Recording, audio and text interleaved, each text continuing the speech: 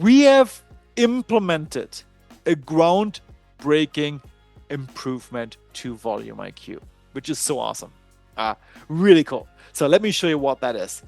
This is the ability to ask the indicator, ask the volume IQ indicator to base its calculation not just on the chart time frame, which might be maybe the 5-minute time frame, but on a time frame of your choice, allowing you to trade of a much smaller time frame, for example, let's say 5 minutes, yet seeing the key volume levels based on a different time frame.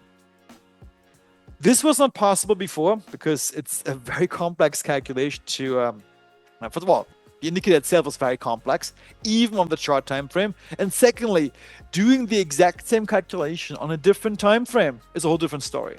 So we weren't able to do it beforehand, but Nicholas has done his magic, and now it is possible to set what we call a reference time frame in your volume IQ indicator. This new feature is already published for TradingView. We will see if we can do it also for Model Favor Ninja Trader later on, but for now it's just for TradingView. Here we have MES, the Micro S&P Index Futures, and I'm going to add our Volume IQ indicator to it with its default settings. I'm going to find Volume IQ right there. It's going to now calculate, and what you will see is now the volume profile as per the chart time frame. You can see it here. This is how it looks. Like you can see here, oh wow, it's a huge volume block right above price, acting, in my view, as a huge area of resistance. We'll see how it pans out.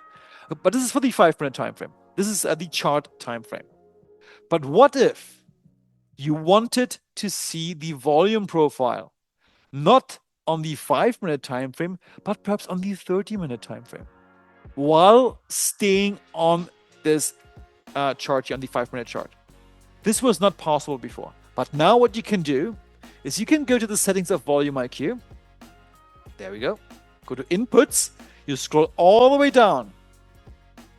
And now you will see here a parameter all the way at the end. Maybe later on we're going to put this a bit higher. We'll see how we're going to do it. Called Reference Time Frame. Allowing you to tell the indicator, hey indicator, instead of using the chart time frame, the 5-minute time frame in this case, for the calculation, use a different time frame, a time frame that you can choose arbitrarily based on perhaps your trading approach. Let me show you how this can work. I'm going to go here and select, in this case, maybe the 30-minute time frame. All these different options here. If you don't see all these options, it means that your TradingView subscription is not the same as mine, because some TradingView subscriptions, I'm using the ultimate one, just the most expensive one actually. I have all these different time frames here. But at the minimum, you will definitely see the 30 minutes time frame, regardless of what it is. So I'm going to use 30 minutes here. And once I do this, the indicator is now recalculating. And once finished, you will see this volume profile looks completely different. Look at this. It's not the same anymore. We're still near the zone of control, but look at what we see below. Why? Because now this volume profile was calculated based on a completely different time frame, on the 30-minute time frame. And what this means to all of you out there is that you can stay on these smaller time frames to time your entries perhaps, yet get information from higher time frames. Yeah.